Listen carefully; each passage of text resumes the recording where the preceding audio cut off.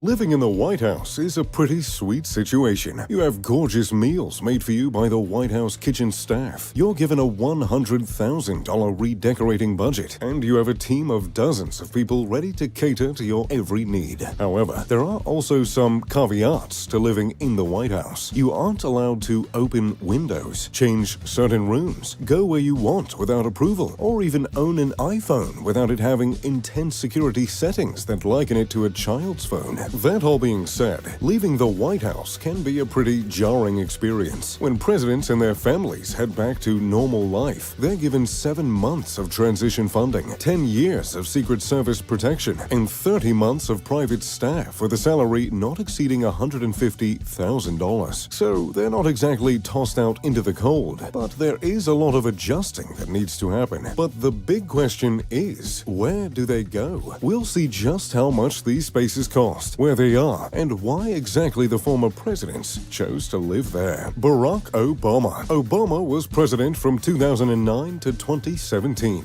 and he was very vocal about his living plans after his presidency. Though many expected him to return to Chicago, Obama instead decided to stay in D.C. to allow his youngest daughter, Sasha, to finish her schooling, rather than purchasing a property outright, even though he definitely could afford it. Michelle and Barack decided to lease a home in the upscale neighborhood of Kalorama. And by home, I mean mansion. The 8,200 square foot home mansion has 9 bedrooms, 8.5 bathrooms, and is worth $6.2 million.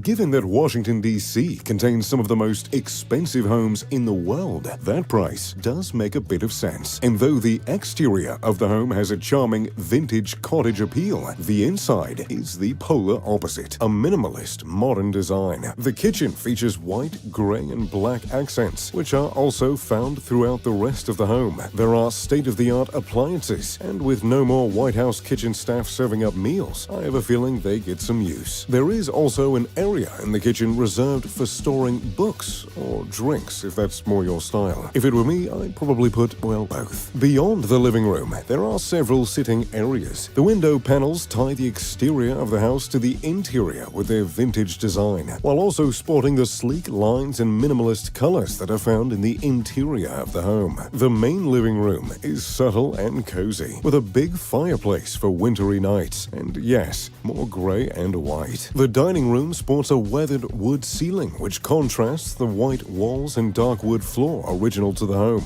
There's also a chandelier that is sure to turn heads. The bathroom has perhaps the most ambitious choice of all, a busy black and white wallpaper with a black, white, and gray tile floor. It's a bit hard to imagine the former president doing his business here, but I suppose I probably shouldn't be trying to imagine that anyway. There's an upstairs living room that's perfect for curling up and watching movies, and a room that can be used for morning workouts and morning reads. The master bedroom has vintage windows and sleek minimalist feels. Off the bedroom, however, you'll find a rather loud walk-in closet. Outside, there's a large courtyard and backyard with plenty of room to lounge, relax,